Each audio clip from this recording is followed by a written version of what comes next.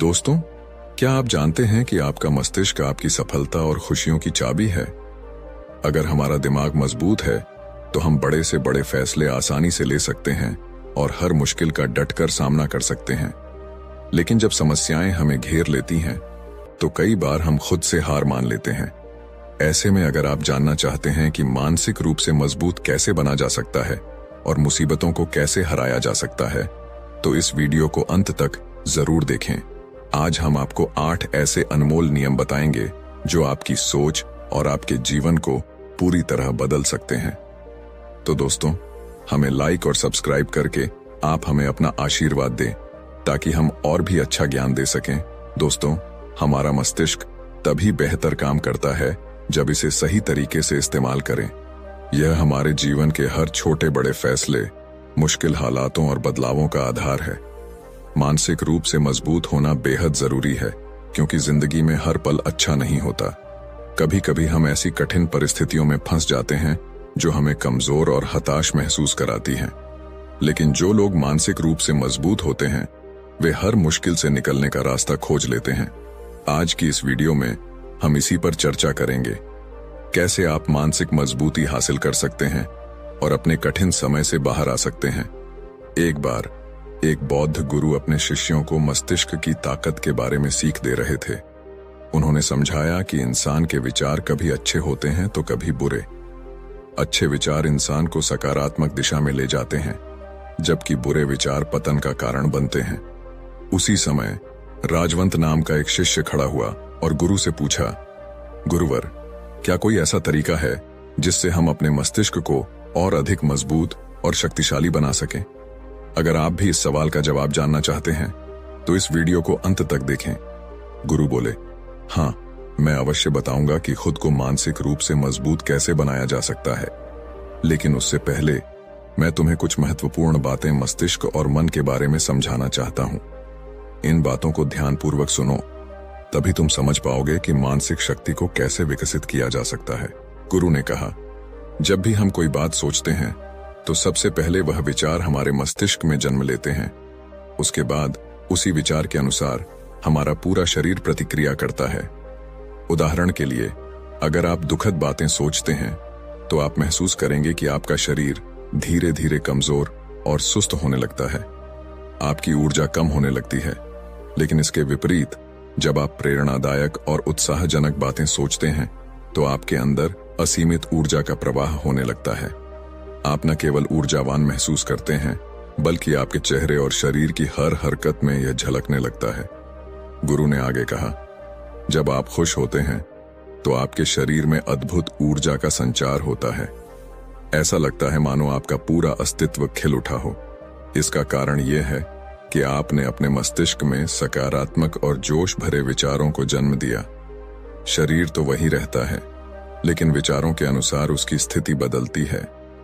दुखी मन शरीर को निढाल बना देता है, जबकि उत्साह से भरे विचार आपके शरीर को नई ताकत और ऊर्जा प्रदान करते हैं। यही कारण है कि हमारा शरीर पूरी तरह से हमारे मस्तिष्क में उत्पन्न हो रहे विचारों पर निर्भर करता है। गुरु बोले, अब तक की मेरी बातों को समझकर तुम्हें यह जरूर महसूस हुआ होगा कि हमारा मन और मस्तिष्क कितना प्रभावशाली है। अब मैं तुम्हें यह बताने जा रहा हूं कि मानसिक रूप से मजबूत कैसे बना जा सकता है।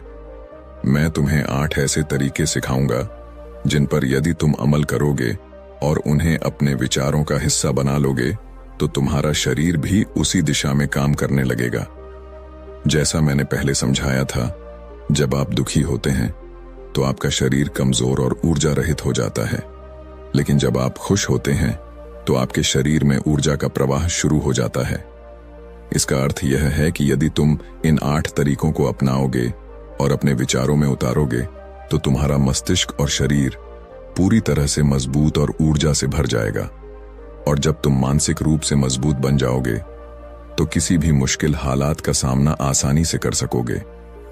फिर गुरु ने कहा, शिष्यों, मानसिक रूप से मजबूत बनने का पहला नियम है, जो बीत गया है उसकी चिंता करना छोड़ दो। गुरु ने सभी से पूछा, मुझे यह बताओ, सूर्य किस दिशा से उगता है? सभी शिष्यों ने एक स्वर में उत्तर दिया, गुरुवर, सूर्य पूर्व दिशा से उगता है। तब गुरु ने कहा, यदि मैं कहूं कि सूर्य पश्चिम दिशा से उगने लगेगा तो क्या यह संभव है? शिष्य बोले, बिल्कुल नहीं गुरुवर, सूर्य तो पूर्व से ही उगेगा, हम उसकी दिशा को बदल नहीं सकते। गुरु ने आगे कहा, अब मान लो बारिश का मौसम है, यदि मैं यह कहूं कि बारिश तुरंत बंद हो जाए तो क्या ऐसा हो जाएगा? शिष्यों ने उत्तर दिया, नहीं गुरुवर, बारिश तो मौसम के बदलाव के कारण ही बंद होगी, हमारे कहने से इसे रोका नहीं जा सकता। तब गुरु मुस्कुराते हुए बोले, यही तो पहली सीख है, जो चीजें तुम्हारे नियंत्रण से बाहर हैं उनकी चिंता करना छोड़ दो। तुम्हारा समय और ऊर्जा केवल उन बातों पर लगनी चाहिए जिन्हें तुम बदल सकते हो। गुरु ने कहा, मान लो मैं कहूं कि ठंड के मौसम में गर्मी पड़ने लगे तो क्या यह संभव है? शिष्यों ने उत्तर दिया, गुरुवर, ऐसा कभी नहीं हो सकता। ठंड के मौसम में गर्मी और गर्मी के मौसम में ठंड होना प्रकृति के नियमों के खिलाफ है। यह सब तो प्रकृति पर निर्भर करता है जो हमारे नियंत्रण में नहीं है। गुरु मुस्कुराते हुए बोले, तुम लोग बिल्कुल सही कह रहे हो। ठीक इसी तरह जो चीजें हमारे नियंत्रण में नहीं हैं या जो घटनाएं बीत चुकी हैं उनके बारे में बार बार सोचकर परेशान होने का कोई मतलब नहीं। क्या बीती हुई घटनाओं को हम बदल सकते हैं? शिष्यों ने एक साथ कहा, नहीं गुरुवर। गुरु ने आगे समझाया, अगर तुम उन बीती बातों को लेकर चिंता करते रहोगे तो इससे केवल तुम्हारी ऊर्जा खत्म होगी और तुम परेशान होते जाओगे। इसलिए जो कुछ भी तुम्हारी जिंदगी में घट चुका है उसे भूलने की कोशिश करो।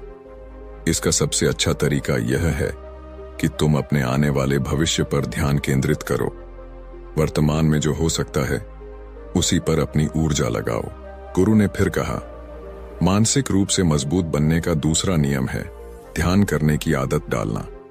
गुरु ने शिष्यों को गौतम बुद्ध का उदाहरण देते हुए कहा, जब भगवान गौतम बुद्ध सत्य की खोज में निकले तो उन्होंने कई तरीके आजमाए, उन्होंने कई तरह के कर्मकांड किए, लेकिन इससे उन्हें कुछ भी हासिल नहीं हुआ। उनका शरीर कमजोर और दुबला पतला हो गया, पर सत्य को पाने में वे असफल रहे। उनके गुरुओं ने उन्हें कई उपाय बताए, लेकिन कोई भी उपाय सफल नहीं हुआ। अंततः उन्होंने ध्यान की गहराइयों में उतरने का फैसला किया। जब वे ध्यान में लीन हुए तो धीरे धीरे उन्हें अपनी खोज का उत्तर मिलने लगा। गुरु ने आगे कहा, ध्यान के माध्यम से गौतम बुद्ध ने अपने सभी विचारों पर विजय प्राप्त की। उन्होंने अपनी हर भावना पर नियंत्रण पाया, पाप के मार्ग को हराया और काम वासना पर भी विजय पाई। यह सब ध्यान की गहरी अवस्था में संभव हुआ। कई दिनों तक ध्यान की अवस्था में रहने से उनका मन और मस्तिष्क पूरी तरह शांत हो गया। इसी शांत मस्तिष्क ने उन्हें सत्य के मार्ग पर आगे बढ़ने में मदद की। गुरु ने कहा, ध्यान करने से हमारा मन स्थिर और शांत हो जाता है। जब हम किसी चीज पर ध्यान केंद्रित करते हैं तो हमारे विचार स्पष्ट होते हैं और हम सही दिशा में आगे बढ़ पाते हैं। इसलिए ध्यान को अपनी दिनचर्या का हिस्सा बनाओ। गुरु ने कहा, जब हम ध्यान करते हैं तो हमारा पूरा ध्यान उसी एक चीज पर केंद्रित हो जाता है। हमारा दिमाग इधर उधर नहीं भटकता और हम हर चीज को स्पष्टता के साथ समझने लगते हैं। ध्यान ही वह तरीका है जो न केवल हमारे मस्तिष्क को शांत करता है बल्कि इसे मजबूत भी बनाता है। गुरु ने बौद्ध भिक्षुओं का उदाहरण देते हुए कहा, बौद्ध भिक्षु हमेशा ध्यान की प्रक्रिया पर जोर देते हैं। वे कई घंटे ध्यान में बैठे रहते हैं, जिससे उनका मन और मस्तिष्क पूरी तरह शांत रहता है। जब मन शांत होता है तो विचार भी स्पष्ट होते हैं। एक शांत मन ही सही निर्णय लेने और समस्याओं का समाधान करने में सक्षम होता है। यही कारण है कि ध्यान करने वाला व्यक्ति मानसिक रूप से मजबूत होता चला जाता है। गुरु ने आगे समझाया, ध्यान के माध्यम से आप अपनी वासनाओं पर भी नियंत्रण पा सकते हैं। ध्यान आपको शक्ति देता है कि आप अपनी इच्छाओं को अपनी मर्जी के अनुसार नियंत्रित कर सकें। ध्यान ही वह माध्यम है जो आपके मन और मस्तिष्क को हर तरीके से सशक्त बनाता है। इसके बाद गुरु ने कहा, मानसिक रूप से मजबूत बनने का तीसरा नियम है बहुत ज्यादा उम्मीद मत रखना। गुरु ने कहा, तुम सबको यह समझना होगा कि तुमने इस संसार में अपनी मर्जी से जन्म लिया है। तुमने अपने कर्मों के आधार पर अपना गर्भ चुना है। लेकिन जैसे ही इंसान जन्म लेता है वह इस बात को भूल जाता है कि उसे जीवन में क्या करना है और क्या नहीं। वह संसार की मोह माया में उलझ जाता है और अपनी असली पहचान खो देता है। यही वजह है कि वह दूसरों से बहुत ज्यादा उम्मीदें लगाने लगता है। गुरु ने समझाया, जितनी ज्यादा उम्मीदें किसी व्यक्ति या वस्तु से रखोगे उतना ही अधिक दुख तुम्हें उन्हीं से मिलेगा। अगर कोई तुम्हारी उम्मीदों पर खरा नहीं उतरा तो सबसे ज्यादा तकलीफ तुम्हें उसी से होगी, क्योंकि जब उम्मीद टूटती है तो दुख गहरा होता है।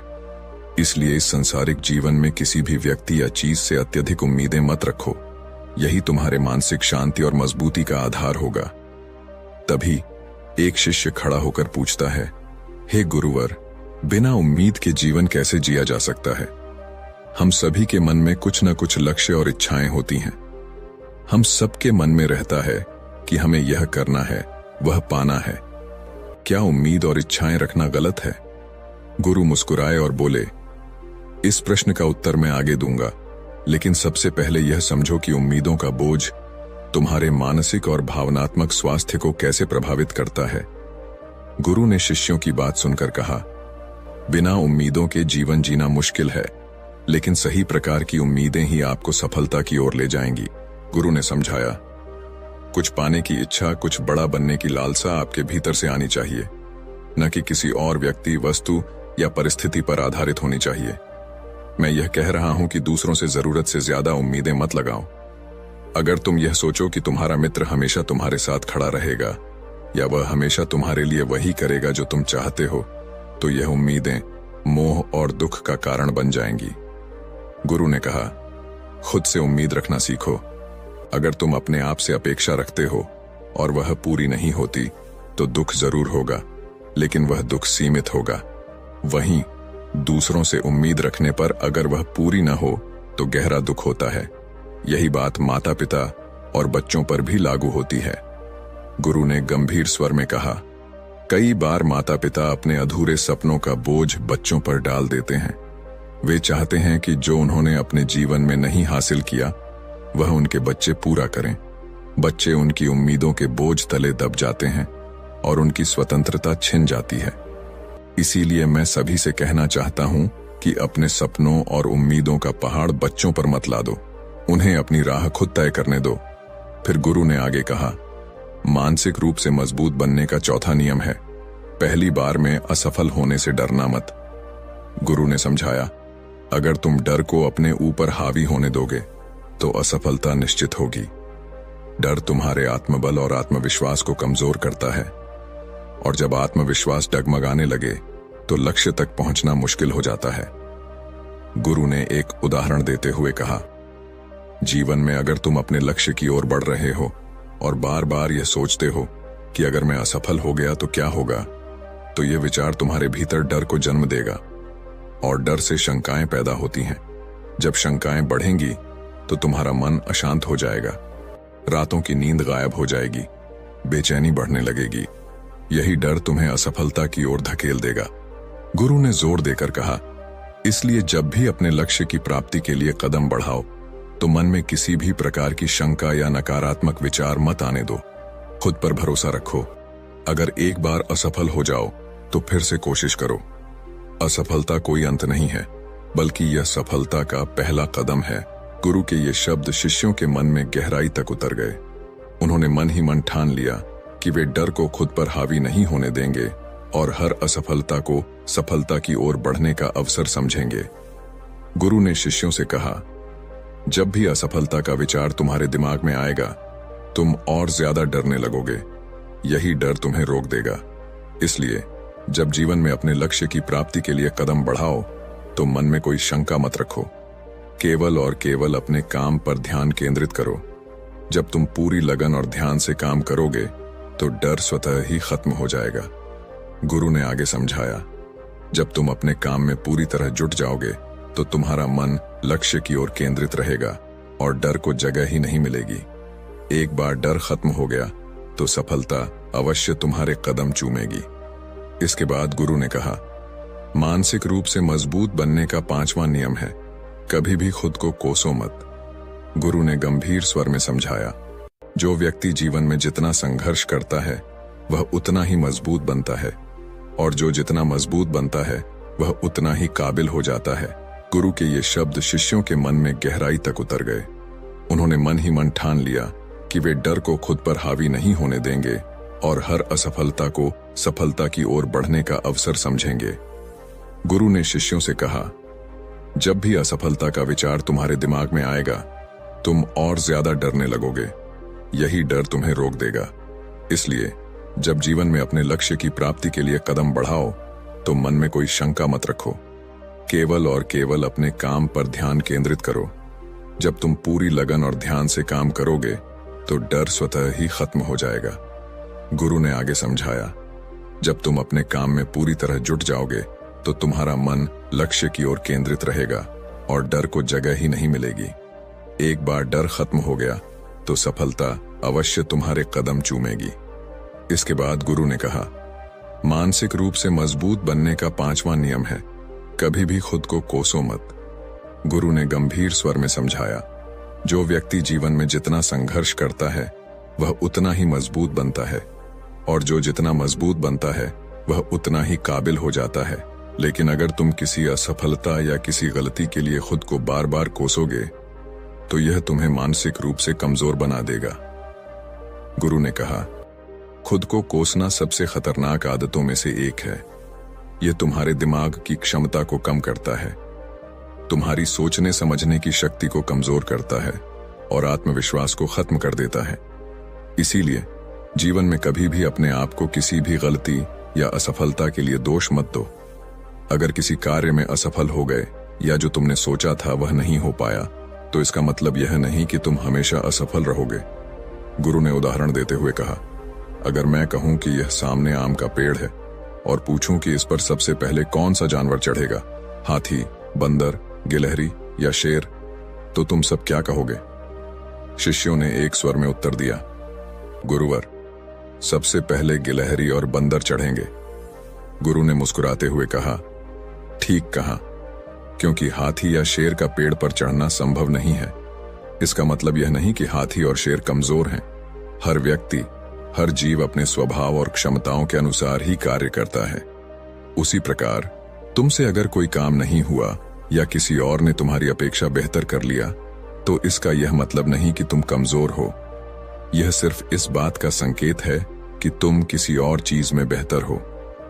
गुरु ने अंत में कहा, खुद को कोसने की बजाय अपनी क्षमताओं को पहचानो और आगे बढ़ो। जो बीत गया है उसे भुलाकर आने वाले समय पर ध्यान केंद्रित करो। यही मानसिक रूप से मजबूत बनने का असली मार्ग है। शिष्य गुरु के इन शब्दों से प्रेरित होकर ठान लेते हैं कि अब वे अपनी गलतियों के लिए खुद को दोषी नहीं ठहराएंगे, बल्कि उनसे सीख लेकर आगे बढ़ेंगे। गुरु ने शिष्यों से कहा, अगर हाथी यह सोचे कि वह पेड़ पर क्यों नहीं चढ़ सकता और खुद को कोसने लगे, तो क्या यह सही होगा? शिष्य ने उत्तर दिया, गुरुवर, यह तो गलत होगा, क्योंकि हाथी तो कभी भी पेड़ पर चढ़ने के लिए बना ही नहीं है। गुरु ने मुस्कुराते हुए कहा, बिल्कुल सही। हर जीव, हर व्यक्ति अपनी क्षमताओं और स्वभाव के अनुसार कार्य करता है। ठीक इसी प्रकार हर इंसान की अपनी विशेषता होती है। कोई किसी काम में माहिर होता है तो कोई किसी और काम में। हमें यह समझना चाहिए कि जरूरी नहीं है कि जो काम दुनिया कर रही है वही हम भी करें। तुम अपनी प्रतिभा और क्षमता को पहचानो और उसी के अनुसार कार्य करो। अगर तुम अपनी क्षमताओं के हिसाब से काम करोगे तो सफलता तुम्हारे कदम जरूर चूमेगी। गुरु ने आगे कहा, मानसिक रूप से मजबूत बनने का 6वां नियम है, अपनी ऊर्जा को व्यर्थ में बर्बाद मत करो। गुरु ने गंभीरता से समझाया, तुम सबके पास अभी बहुत ऊर्जा है, लेकिन ध्यान रखना, अगर तुम इस ऊर्जा को गलत कार्यों या गलत लोगों पर बर्बाद करोगे तो यह तुम्हें बर्बादी की ओर ले जाएगी। इसीलिए अपनी ऊर्जा को सही दिशा में लगाओ। अपने लक्ष्य पर पूरी ऊर्जा के साथ ध्यान केंद्रित करो। जब तुम अपनी ऊर्जा को लक्ष्य प्राप्ति में लगाओगे तो सफलता निश्चित होगी, लेकिन अगर ऊर्जा बिखरने लगेगी तो तुम कभी भी अपने उद्देश्य को प्राप्त नहीं कर पाओगे। गुरु ने शिष्यों को चेताया, अपनी ऊर्जा को व्यर्थ की चीजों में खर्च करने से बचो। इसे ऐसे कार्यों में लगाओ जो तुम्हारे विकास और सफलता के लिए महत्वपूर्ण है। गुरु ने फिर 7वें नियम की ओर ध्यान दिलाते हुए कहा, मानसिक रूप से मजबूत बनने का 7वां नियम है, सुनो सबकी लेकिन करो अपने मन की। उन्होंने समझाया, शिष्यों, सबसे पहले यह पहचानो कि तुम्हारी अपनी क्षमता क्या है। अगर तुम्हें अपनी क्षमताओं का ज्ञान है तो उसी के अनुसार कार्य करो। भले ही दुनिया के लाखों लोग कहें कि तुम यह काम नहीं कर सकते, पर तुम उनकी बातों पर भरोसा मत करना। तुम्हारा शरीर, तुम्हारा मन और तुम्हारी क्षमता तुम्हारी अपनी है और तुम्हारे बारे में सबसे ज्यादा तुम ही जानते हो। कोई और व्यक्ति तुम्हें तुम्हारे से बेहतर नहीं जान सकता। गुरु ने जोर देकर कहा, अगर तुम्हें अपनी क्षमता का पता है तो उसी के अनुसार कार्य करो। कुछ लोग किसी कार्य को जल्दी कर लेते हैं तो कुछ को समय लगता है, लेकिन इसका मतलब यह नहीं कि कोई कमजोर है। हर व्यक्ति का अपना तरीका और अपनी गति होती है। इसलिए दूसरों की सुनो, लेकिन अंत में वही करो जो तुम्हें सही लगे और जो तुम्हारी क्षमता के अनुकूल हो। गुरु के ये शब्द सुनकर शिष्य प्रेरित हुए और उन्होंने ठान लिया कि वे अपनी ऊर्जा को सही दिशा में लगाएंगे और अपने मन की बात सुनकर अपनी क्षमताओं के अनुसार ही कार्य करेंगे। गुरु ने शिष्यों से कहा, तुम सबको अपनी क्षमता के बारे में सबसे ज्यादा जानने का हक है, इसीलिए अपनी क्षमता के हिसाब से ही कार्य का चुनाव करो। जब तुम अपनी क्षमता के अनुसार काम करोगे और अपने अंदर की आवाज को सुनोगे तो तुम जीवन में जरूर आगे बढ़ोगे। गुरु ने आगे समझाया, कई बार लोग अपनी क्षमता को पहचान नहीं पाते। वे दूसरों की बातों के मुताबिक काम करने लगते हैं और अपना बहुमूल्य समय इस तरह बर्बाद कर देते हैं। वे बिना सोचे समझे किसी कार्य को करने में जुट जाते हैं सिर्फ इस वजह से कि दूसरों ने कहा था। लेकिन ऐसे लोग कभी भी अपने लक्ष्य को प्राप्त नहीं कर सकते, क्योंकि जो अपनी क्षमता को नहीं पहचान पाता वह जीवन में कभी भी सफलता नहीं प्राप्त कर सकता।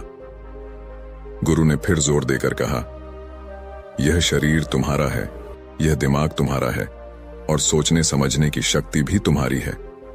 तुम्हें यह समझना होगा कि तुम्हारा शरीर कितना मजबूत है, कितना ताकतवर है और इसमें कितनी क्षमता है। अगर तुम्हें लगता है कि तुम्हारी क्षमता अभी कम है तो इसे बढ़ाने की कोशिश करो। अपने अंदर की भावनाओं को सुनो और अपनी क्षमता के अनुसार ही आगे बढ़ो। गुरु ने आगे कहा, मानसिक रूप से मजबूत बनने का 8वां नियम है, बोलना कम करो और अपने कार्य पर ध्यान दो। गुरु ने बताया, जो लोग बहुत ज्यादा बोलते हैं वे अपनी ऊर्जा को बिना किसी उद्देश्य के नष्ट करते रहते हैं। जो ज्यादा बोलते हैं वे कम सोचते हैं, क्योंकि उन्होंने अपनी सारी ऊर्जा बोलने में खर्च कर दी होती है। उनका दिमाग सोचने के लिए समय नहीं पा पाता।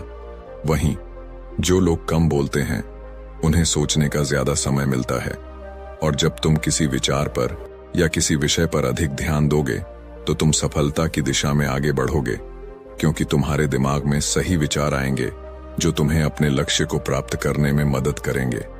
गुरु ने शिष्यों से कहा, अगर मैं तुमसे सवाल पूछता हूं तो तुम पहले सोचते हो और फिर जवाब देते हो, लेकिन अगर कोई यहां पर बैठा है और बिना सोचे समझे बोलता है तो इसका मतलब है कि वह अपनी ऊर्जा को नष्ट कर रहा है।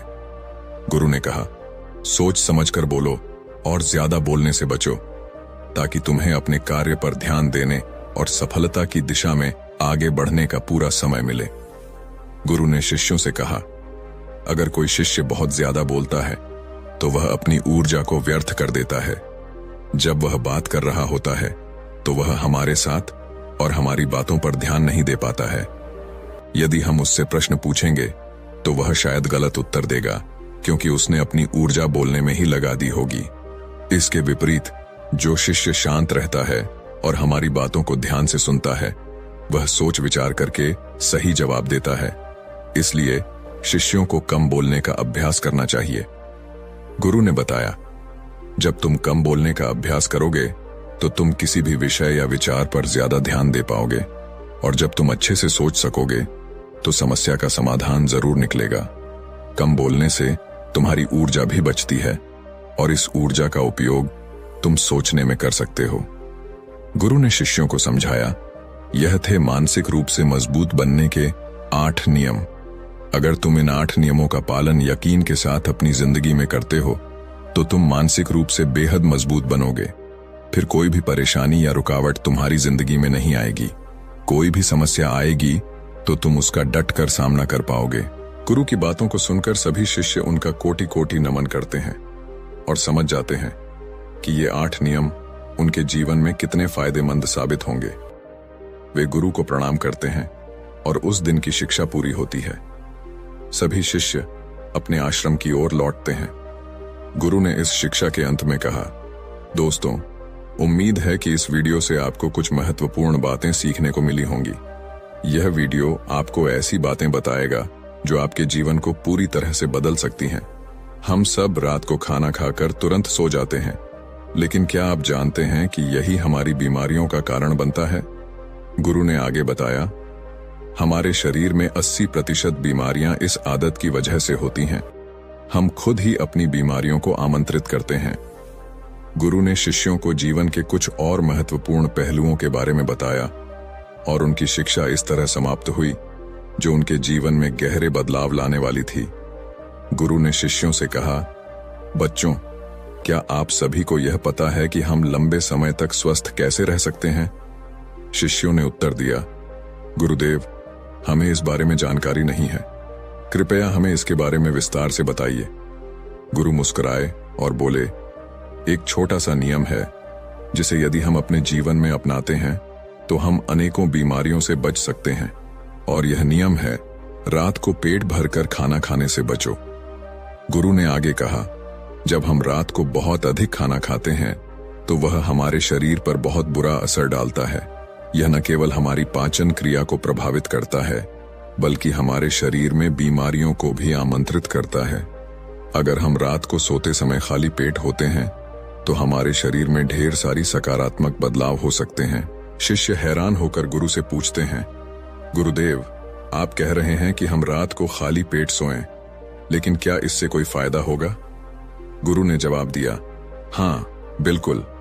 यदि आप 1 महीने तक खाली पेट सोते हैं तो आप अपनी 80% बीमारियों से मुक्त हो सकते हैं। यह आपके शरीर को पूरी तरह से स्वस्थ बना देगा।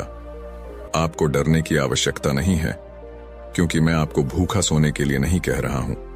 बस इतना ही कि रात को सोने से पहले आपका पेट खाली होना चाहिए। गुरु ने समझाया, जब आप पेट भर कर सोते हैं तो आपका शरीर भोजन को पचाने में व्यस्त रहता है और इस दौरान शरीर में सुधार या रिपेयरिंग की प्रक्रिया नहीं हो पाती। लेकिन अगर आप खाली पेट सोते हैं तो शरीर खुद को रिपेयर करने का काम शुरू कर देता है। यह आपके पाचन तंत्र को आराम देने के साथ साथ आपके शरीर के अन्य हिस्सों में भी सुधार करता है।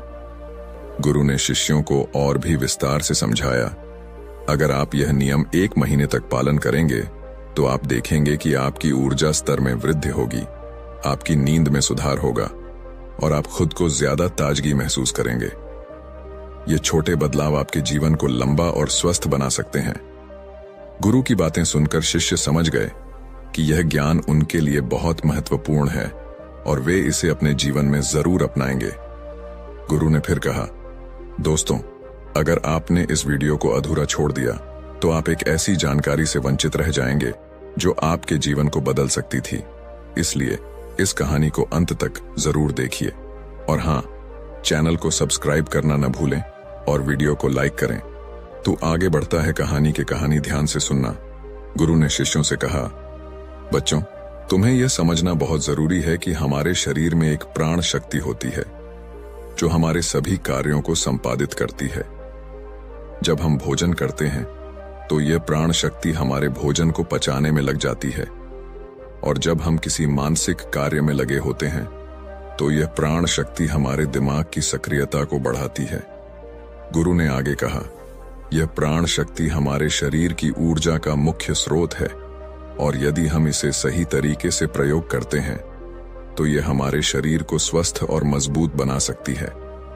लेकिन अगर हम रात को ज्यादा खाना खाते हैं तो हमारी प्राण शक्ति का अधिकांश भाग भोजन को पचाने में लग जाता है और हमारे शरीर में सुधार या ऊर्जा का पुनर्निर्माण नहीं हो पाता। गुरु ने फिर शिष्यों को बताया, अब तुम सोचो, यदि तुम रात को खाली पेट सोते हो तो तुम्हारी प्राण शक्ति पूरी तरह से स्वतंत्र हो जाती है और यह तुम्हारे शरीर की मरम्मत करने, ऊर्जा को पुनः भरने और तुम्हारी सेहत को बेहतर बनाने का काम करती है।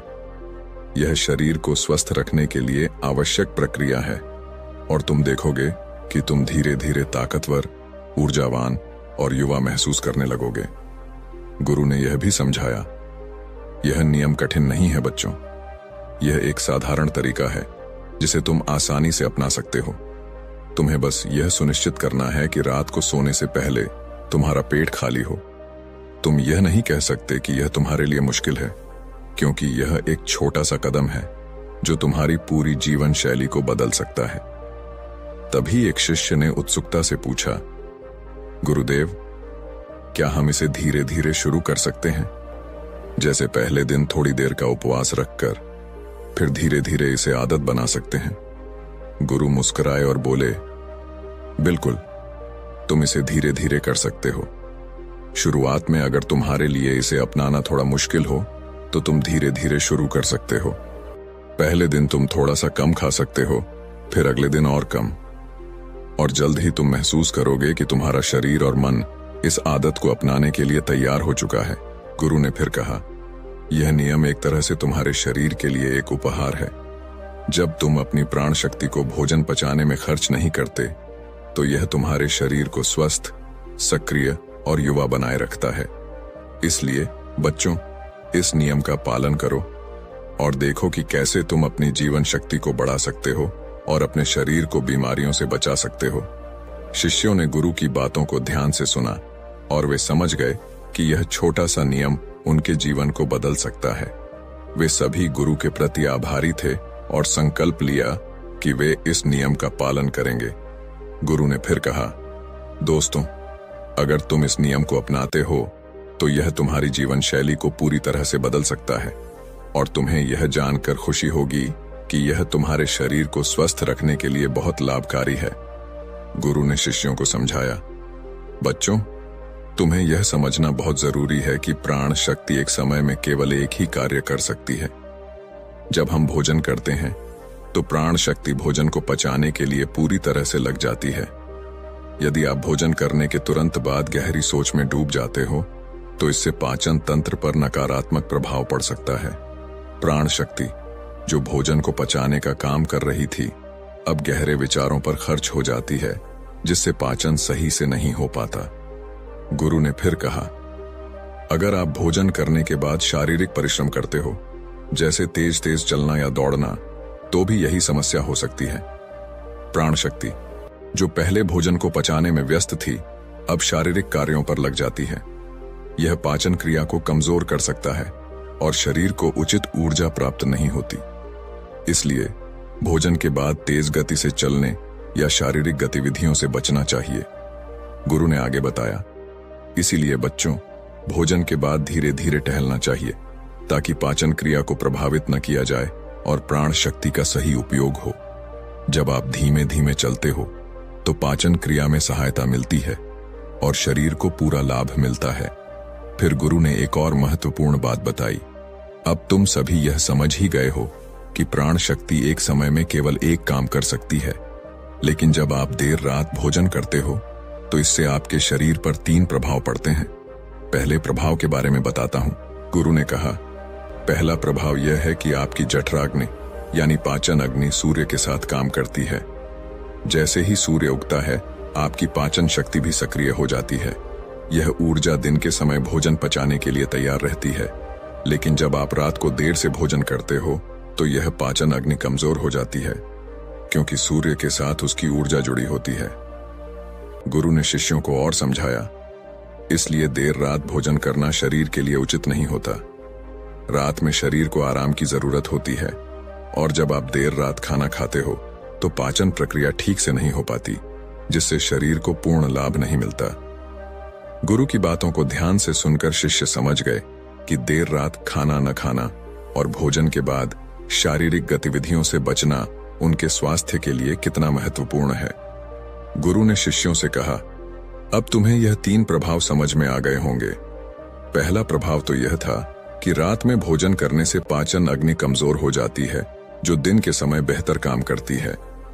गुरु ने फिर शेष प्रभावों के बारे में बताया और शिष्यों ने इस ज्ञान को ध्यान से सुना, यह जानकर कि यह सब उनके जीवन को स्वस्थ बनाने के लिए महत्वपूर्ण था। गुरु ने शिष्यों को समझाया, अगर आप सूर्यास्त के बाद भोजन करते हैं तो आपकी जठराग्नि मंद हो जाती है और उस समय भोजन को पचाना बहुत कठिन हो जाता है। यदि आप सूर्यास्त से पहले भोजन करते हो तो जठराग्नि ठीक से कार्य करती है और भोजन का सही तरीके से पाचन होता है। जब आप सूर्यास्त के बाद खाते हो तो वह भोजन पचने में समय लेता है और शरीर में लंबे समय तक रुका रहता है, जिससे उसमें सड़न पैदा होने लगती है। यह सड़न विष बनकर आपके शरीर के लिए हानिकारक हो जाती है। गुरु ने कहा, इसलिए यदि आप सूर्यास्त से पहले हल्का भोजन करें तो यह आपके शरीर के लिए बहुत लाभकारी रहेगा और पाचन प्रक्रिया सही से काम करेगी। फिर गुरु ने तीसरे प्रभाव के बारे में बताया। जब आप भोजन करने के तुरंत बाद सोने चले जाते हो तो प्राण शक्ति जो आपके शरीर की मरम्मत में मदद करती है, वह भोजन को पचाने में पूरी तरह से व्यस्त हो जाती है। इससे शरीर में मरम्मत की प्रक्रिया रुक जाती है। गुरु ने कहा, आपकी प्राण शक्ति एक समय में एक ही कार्य कर सकती है। जब आप तुरंत सोने चले जाते हो तो प्राण शक्ति पाचन में लग जाती है और शरीर की मरम्मत नहीं हो पाती है। लंबे समय तक ऐसा होने पर शरीर में कई बीमारियां उत्पन्न हो सकती हैं। गुरु ने शिष्यों से कहा, आपको यह समझना है कि भोजन के बाद सोने से बचना चाहिए ताकि शरीर में मरम्मत की प्रक्रिया जारी रह सके। यही कारण है कि जब आप सोने से पहले खाना खाते हो तो प्राण शक्ति भोजन को पचाने में व्यस्त हो जाती है और शरीर को ठीक से आराम और मरम्मत नहीं मिल पाती। फिर गुरु ने एक और महत्वपूर्ण प्रभाव बताया। तीसरा प्रभाव यह है कि जब आप भोजन करके तुरंत सो जाते हो तो दिमाग और शरीर के बीच विरोधाभास पैदा हो जाता है। दिमाग चाहता है कि उसे नींद मिले, लेकिन पाचन तंत्र सक्रिय रहता है और उसे काम करने के लिए समय चाहिए। इस स्थिति में नींद गहरी नहीं हो पाती है और शरीर को आराम नहीं मिलता। गुरु ने कहा, इसका परिणाम यह होता है कि आप भले ही 7 घंटे या 8 घंटे सोते हो, लेकिन सुबह उठने में कठिनाई होती है। आप दिन भर थका हुआ महसूस करते हो और ऊर्जा की कमी महसूस करते हो। यह सब इस कारण होता है कि नींद गहरी नहीं हो पाती है और शरीर को पूरा आराम नहीं मिलता है। गुरु ने शिष्यों से कहा, तो बच्चों, यह सब प्रभाव हमारे शरीर पर होते हैं जब हम भोजन के तुरंत बाद सोने जाते हैं। इसलिए आपको यह समझना चाहिए कि भोजन करने के बाद थोड़ा समय जागते रहना चाहिए ताकि पाचन प्रक्रिया पूरी हो सके और शरीर को पूरी नींद और आराम मिल सके। गुरु ने शिष्यों से कहा, जब आप भोजन करते हैं और फिर सोने जाते हैं तो आपकी प्राण शक्ति पाचन पर पूरी तरह से केंद्रित हो जाती है। इस कारण शरीर की मरम्मत का कार्य नहीं हो पाता। पूरी रात प्राण शक्ति भोजन को पचाने में लगी रहती है और जब आप सुबह उठते हैं तो आप फिर से कुछ खाते हैं। इससे आपकी प्राण शक्ति बार बार पाचन कार्य में ही लगी रहती है और शरीर के अन्य महत्वपूर्ण कार्य मंद पड़ जाते हैं। यह स्थिति शरीर के लिए हानिकारक है। गुरु ने फिर बताया, अगर आप सूर्यास्त के बाद भारी भोजन करते हैं तो इससे आपकी पाचन प्रणाली बिगड़ जाती है। इसके बाद आप कई उपाय करते हैं इसे सुधारने के लिए, लेकिन प्राकृतिक प्रणाली जिसे परमात्मा ने हमें दी है को नजरअंदाज कर देते हो। यह स्वाभाविक प्रणाली है जो शरीर को खुद ही साफ करती है और बीमारियों को ठीक करती है। गुरु ने शिष्यों से कहा, अब ध्यान से सुनो, तुम्हारे शरीर की बीमारियां खुद ही ठीक हो सकती हैं, लेकिन इसके लिए तुम्हें कुछ बातें समझनी होंगी। सबसे पहले तुम्हें रात 7 बजे से पहले अपना भोजन करना है। अगर तुम 7 बजे से पहले भोजन कर लेते हो और फिर रात 9 से 10 बजे तक सोने जाते हो तो तुम्हारे पास 3 घंटे का समय होता है, जिसमें वह हल्का भोजन पेट से नीचे उतरकर ठीक से पच जाता है। गुरु ने समझाया, यदि तुम 7 बजे भोजन करते हो तो लगभग 10 बजे तक आधा भोजन पच जाता है और जो बचा हुआ होता है वह रात 1 बजे तक पूरी तरह से पच जाता है। उसके बाद रात 1 बजे के बाद प्राण शक्ति शरीर की मरम्मत के कार्य में लग जाती है और वह हीलिंग प्रक्रिया शुरू हो जाती है। फिर गुरु ने एक और महत्वपूर्ण बात बताई। प्राण शक्ति को ठीक से काम करने के लिए आपको 2 तरीकों से भूखा रहना पड़ता है। मैं तुम्हें उपवास करने के लिए नहीं कह रहा हूं, क्योंकि उपवास हर किसी के लिए संभव नहीं होता। मैं तुम्हें अर्ध उपवास या प्रातःकालीन उपवास करने की सलाह दे रहा हूं। इस उपवास में आपको 16 घंटे का उपवास रखना होता है। यह उपवास शरीर को पूरी तरह से साफ करने और मरम्मत करने का समय देता है। गुरु ने बताया कि अर्ध उपवास की शुरुआत आप इस प्रकार कर सकते हैं। गुरु ने शिष्यों से कहा, तुम्हें रात 7 बजे भोजन करना चाहिए और फिर अगले दिन सुबह 7-8 बजे भोजन करना चाहिए। जब तुम 7 बजे भोजन करते हो तो वह भोजन रात 1 बजे तक पच जाता है और उसके बाद तुम्हारे शरीर के पास लगभग 6 घंटे होते हैं जिनमें प्राण शक्ति शरीर की मरम्मत का कार्य करती है। यदि तुम यह नियम अपनाते हो तो तुम्हारे शरीर को इसका बड़ा फायदा मिलेगा। गुरु ने आगे कहा, अगर तुम रात 9 या 10 बजे भोजन करते हो तो तुम्हें इस नियम को बदलकर 7 बजे भोजन करना शुरू कर देना चाहिए। यह एक छोटा सा नियम है, लेकिन यह तुम्हारे जीवन में बड़ा बदलाव ला सकता है। पहले अपने शरीर की स्वाभाविक प्रणाली को ठीक करो, फिर बाकी चीजों का ध्यान रखना। गुरु ने शिष्यों को बताया, अगर तुम इस नियम से और भी ज्यादा लाभ लेना चाहते हो तो तुम शाम को 7 बजे भोजन कर सकते हो और फिर सुबह 11 बजे भोजन करो। इस प्रकार तुम्हारे शरीर को 16 घंटे का समय मिलेगा जिसमें वह भोजन को पचाने के बाद रिपेयरिंग का काम शुरू कर देगा। जब तुम अपने शरीर को आराम देते हो, पाचन तंत्र को रिलैक्स होने देते हो और प्राण शक्ति को अपना कार्य करने देते हो तो यह प्राण शक्ति पूरे शरीर को प्रभावित करेगी और तुम्हारे पूरे सिस्टम को ठीक करेगी। गुरु ने यह भी कहा, तुम यह प्रभाव 15 से 20 दिनों में महसूस करना शुरू करोगे। अगर तुम्हें कोई गंभीर बीमारी है तो वह ठीक होने लगेगी। अगर तुम्हारी त्वचा खराब है तो वह चमकने लगेगी और अगर तुम्हारे बाल झड़ते हैं तो वे मजबूत होंगे। यदि बाल सफेद हो गए हैं तो वे धीरे धीरे काले होने लगेंगे। तुम्हारी थकान भी दूर हो जाएगी और यदि तुम मानसिक तनाव या चिंता से जूझ रहे हो तो वह भी समाप्त हो जाएगा। गुरु ने अंत में कहा, जो विद्यार्थी पढ़ाई करते हैं लेकिन उन्हें याद नहीं रहता, उनके लिए भी यह नियम फायदेमंद होगा, क्योंकि जब प्राण शक्ति पूरी तरह से पाचन पर केंद्रित रहती है तो वह दिमाग तक नहीं पहुंच पाती, जिससे याददाश्त प्रभावित होती है। जब तुम इस नियम का पालन करोगे तो तुम्हारा दिमाग शांत और रिलैक्स रहेगा और तुम्हें पढ़ी हुई चीजें याद रहने लगेंगी।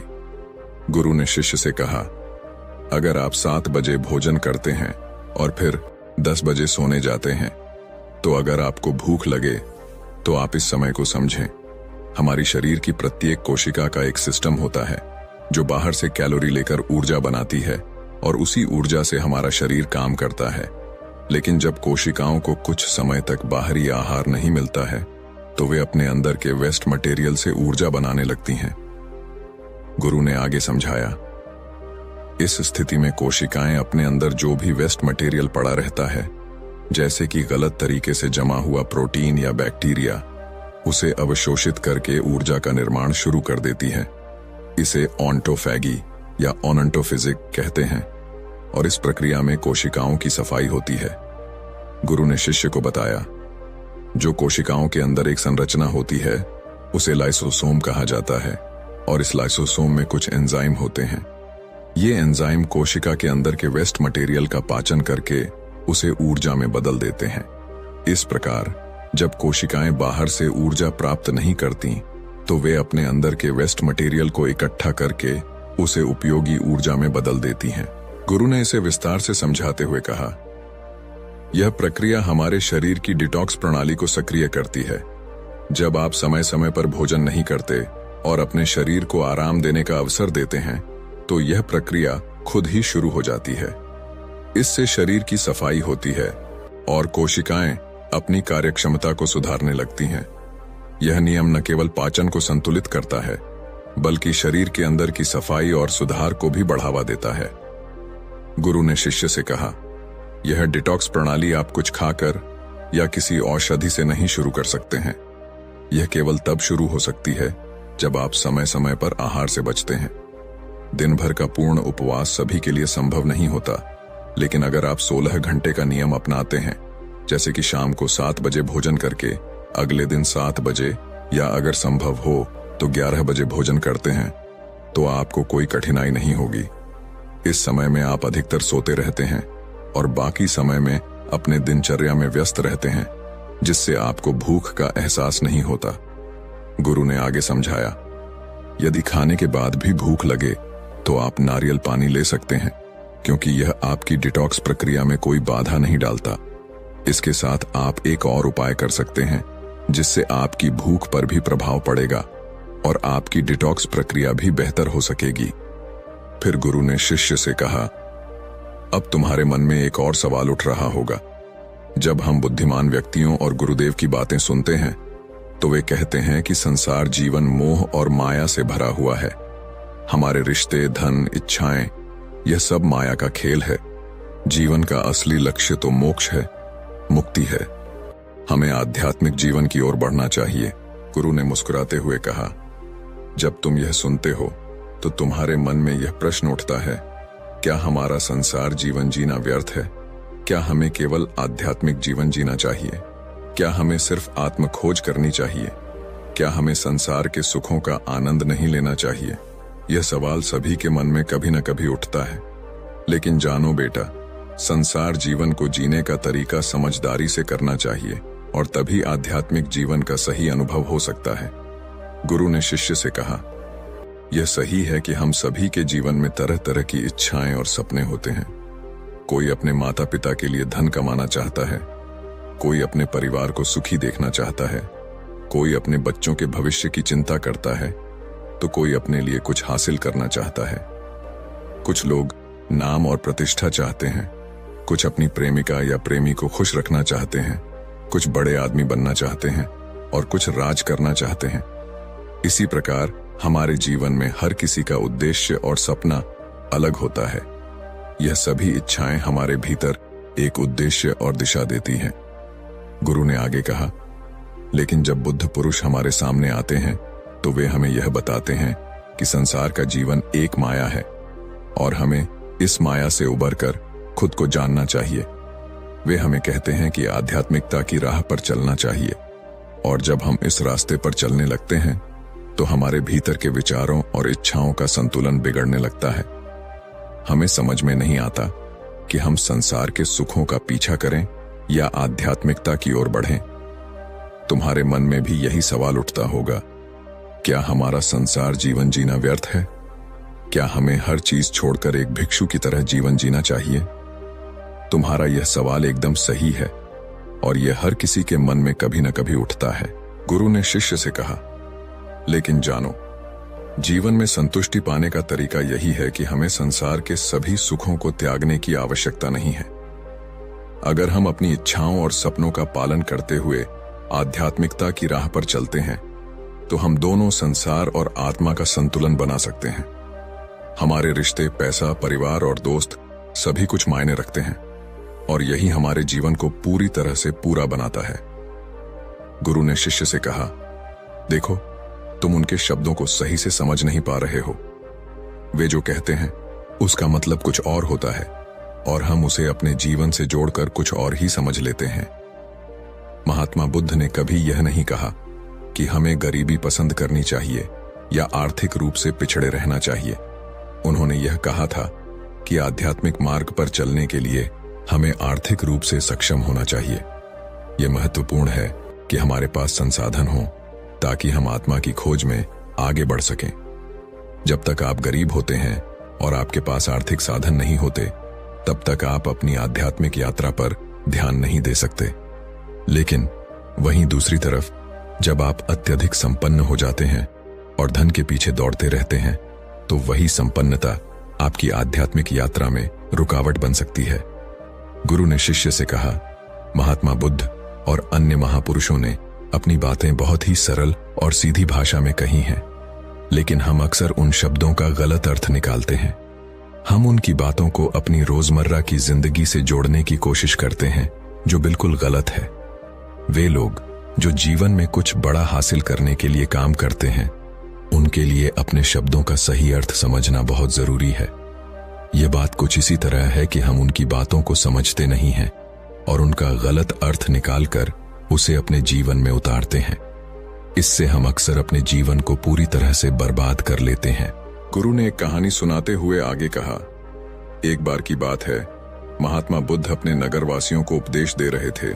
वह कह रहे थे, संसार के माया जाल में मत फंसो, संसार से ऊपर उठो, तभी तुम संसार को सही ढंग से समझ पाओगे। वे कह रहे थे कि जो व्यक्ति समय पर अच्छे कर्म नहीं करता और बुरे कामों में लिप्त हो जाता है, वह संसार के जाल में फंस जाता है। लेकिन जो व्यक्ति बुद्धिमानी से काम करता है और अपने कर्मों को सही दिशा में लगाता है, वह जीवन में संतुष्टि और शांति पा सकता है। उस व्यापारी का मन भारी हो गया। उसने सोचा, क्या मैं सचमुच महात्मा बुद्ध की बातों को समझ पाया था? क्या मेरी भलाई के लिए उनका उपदेश सही था? क्या मैं केवल उनकी बातों में आकर अपने जीवन और परिवार को बर्बाद कर रहा हूं? वह यह सोचते सोचते अपने अतीत के बारे में सोचने लगा, जब उसका व्यापार सफल था और उसका परिवार खुशहाल था। वह समझने लगा कि महात्मा बुद्ध की बातों का असल अर्थ क्या था। उसे अब यह महसूस होने लगा कि आध्यात्मिक जीवन का मार्ग अपने कर्मों को सही दिशा में लगाना है, न कि दुनियादारी से पूरी तरह से भाग जाना। उसके सामने अब यह प्रश्न था कि क्या वह फिर से अपने जीवन को संवार सकता था और अपने परिवार के लिए कुछ कर सकता था। उसने फिर अपने व्यापार को फिर से शुरू करने की ठानी, लेकिन इस बार वह एक नया दृष्टिकोण अपनाने वाला था। वह अब सिर्फ अपनी सफलता के लिए नहीं, बल्कि अपने परिवार और समाज के भले के लिए काम करना चाहता था। वह अपने काम में मेहनत करेगा, लेकिन इस बार वह दुनिया की मोह माया से परे होकर अपने कर्मों में संतुलन लाने का प्रयास करेगा।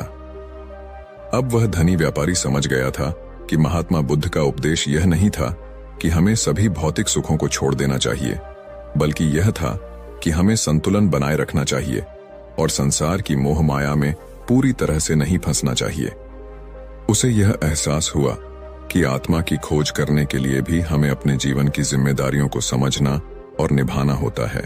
उसे लगा कि अगर वह अपने कर्मों को सही दिशा में लगाए और परिवार के लिए भी जिम्मेदारी समझे, तो वह संतुष्टि और शांति पा सकता है। उसने फिर से अपने व्यापार को सही तरीके से चलाना शुरू किया और अपने परिवार के साथ जीवन में संतुलन बनाकर खुशी पाई। महात्मा बुद्ध ने उस व्यापारी की बातों को ध्यान से सुना और चुपचाप उसका आक्रोश सहन किया। फिर उन्होंने शांति से उत्तर दिया, तुम जो कह रहे हो वह केवल तुम्हारी स्थिति को दर्शाता है, लेकिन तुम्हारी नाराजगी तुम्हारे भीतर की असमझी को दिखाती है। जीवन की सच्चाई केवल धन या भौतिक सुख में नहीं है, बल्कि वह हमारे भीतर है। तुमने जो किया वह एक भूल थी, पर यह तुम्हारी सीख का हिस्सा है। तुम्हारी मुसीबतें तुम्हारे कर्मों का परिणाम है, लेकिन इसका यह मतलब नहीं है कि तुम्हारा जीवन व्यर्थ है। हर कठिनाई में एक नई सीख छिपी होती है। महात्मा बुद्ध की बातें सुनकर व्यापारी का मन शांत हुआ। वह सोचने लगा, क्या सचमुच मैंने अपनी कठिनाइयों को अपने कर्मों का परिणाम समझकर इसे सहन किया है? क्या मैं अपनी जिंदगी में फिर से सही दिशा पा सकता हूं? बुद्ध ने फिर उसे एक उदाहरण दिया। मान लो तुम एक यात्रा पर हो, रास्ते में तुम गिरते हो, घाव भी लगते हैं, लेकिन क्या इसका मतलब है कि तुम्हें अपनी यात्रा छोड़ देनी चाहिए? क्या तुम हर बार गिरने के बाद अपनी यात्रा को छोड़ दोगे? व्यापारी को बुद्ध के शब्दों का अर्थ समझ में आने लगा। वह समझने लगा कि जीवन में मुसीबतें आना स्वाभाविक हैं और वह अपने जीवन में सिर्फ भौतिक सुखों के पीछे नहीं भाग सकता। असली सुख और शांति तभी मिल सकती है जब वह अपनी कठिनाइयों को समझे और उन्हें जीवन के एक भाग के रूप में स्वीकार करे। वह अब यह समझ चुका था कि महात्मा बुद्ध का उपदेश यह नहीं था कि हमें पूरी तरह से भौतिक सुखों को त्याग देना चाहिए, बल्कि यह था कि हमें संतुलन बनाए रखना चाहिए। जीवन में संतुलन और आत्मनिरीक्षण ही असली शांति का मार्ग है। व्यापारी ने महात्मा बुद्ध से क्षमा मांगी और वचन लिया कि वह अपने कर्मों का पुनर्मूल्यांकन करेगा और जीवन में एक नया दृष्टिकोण अपनाएगा। उसने फिर से अपने परिवार के लिए काम करना शुरू किया, लेकिन अब वह संतुलन और समर्पण के साथ काम करता था, न कि केवल अपने भौतिक सुख के लिए। धीरे धीरे उसने अपने व्यापार को फिर से सुधारा और अपने परिवार को खुशहाल जीवन देने में सक्षम हो गया। उसकी मेहनत और सही दिशा ने उसे फिर से संतुष्टि और शांति दी और वह समझ गया कि मुक्ति और शांति केवल संसार से भाग जाने में नहीं, बल्कि अपने कर्मों को सही तरीके से निभाने में ही है। वह व्यक्ति थोड़ी देर के लिए चुप रहा और फिर बोला, नहीं, मैंने कभी किसी हाथी को हवा में उड़ते हुए नहीं देखा। महात्मा बुद्ध ने फिर उसे शांतिपूर्वक समझाया, ठीक है, तुमने कभी ऐसा नहीं देखा क्योंकि यह असंभव है। इसी तरह जब तुम आध्यात्मिक जीवन की बात करते हो और उसे केवल भौतिक सुखों से बेहतर समझते हो, तो यह तुम्हारी व्यक्तिगत समझ का हिस्सा हो सकता है। यह तुम्हारी स्थिति से जुड़ा हुआ है, लेकिन इसका मतलब यह नहीं है कि हर किसी का अनुभव एक जैसा होता है। व्यक्ति ने आश्चर्यचकित होकर पूछा, तो फिर आप क्या कहना चाहते हैं? महात्मा बुद्ध ने गहरी सांस ली और कहा, मैं यह कहना चाहता हूं कि आध्यात्मिक जीवन का मतलब यह नहीं है कि हमें भौतिक सुखों का त्याग कर देना चाहिए या पूरी तरह से संसार से कट जाना चाहिए। असल में इसका उद्देश्य है आत्मा की सच्ची शांति की प्राप्ति, जो हमें किसी भी बाहरी स्थिति या परिस्थितियों से परे होती है। तुम्हारे पास जो भी था वह तुम्हारे कर्मों और तुम्हारे मन की स्थिति का परिणाम था। अगर तुमने अपनी स्थिति को समझा और उससे बाहर आने की कोशिश की, तो तुम्हारा आध्यात्मिक मार्ग वही है जो तुम्हें सही दिशा दिखाता है। व्यक्ति ने फिर पूछा, तो क्या आप कह रहे हैं कि जो मैं खो चुका हूं वह एक धोखा था? महात्मा बुद्ध ने उसे शांतिपूर्वक उत्तर दिया, नहीं बेटा, यह धोखा नहीं था। यह सिर्फ एक जीवन का अनुभव था।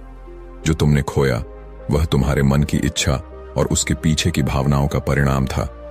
जब हम किसी चीज के प्रति बहुत अधिक आसक्ति और मोह रखते हैं, तो वह चीज हमारे जीवन में हमारी शांति और सुख को छीन लेती है। लेकिन यदि हम अपनी इच्छाओं और मोह को नियंत्रित कर सकते हैं, तो हम अपने जीवन में सच्ची शांति और संतुलन पा सकते हैं।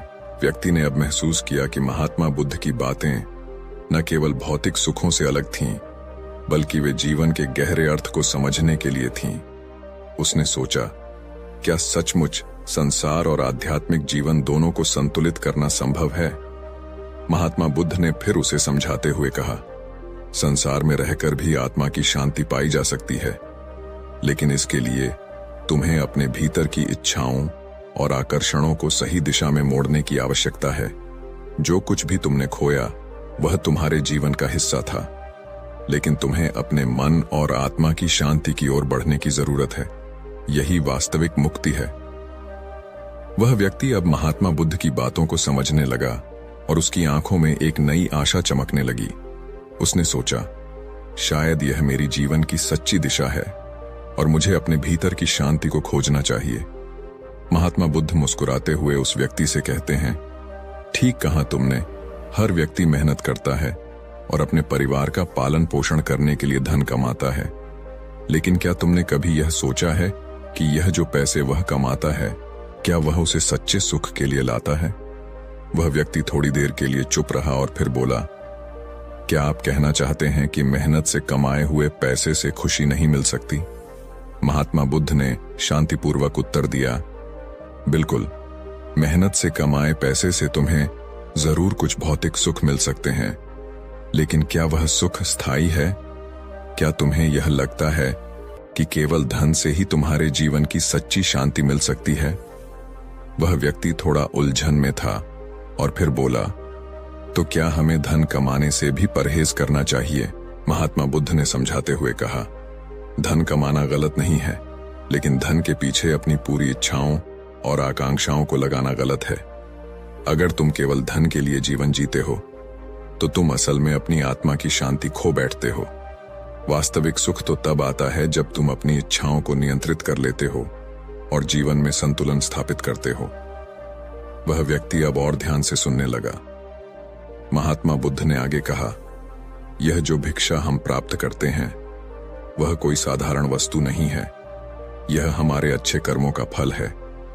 यह भिक्षा जो तुम्हारे द्वारा दान दी जाती है, उसका उद्देश्य केवल भौतिक आवश्यकता को पूरा करना नहीं है।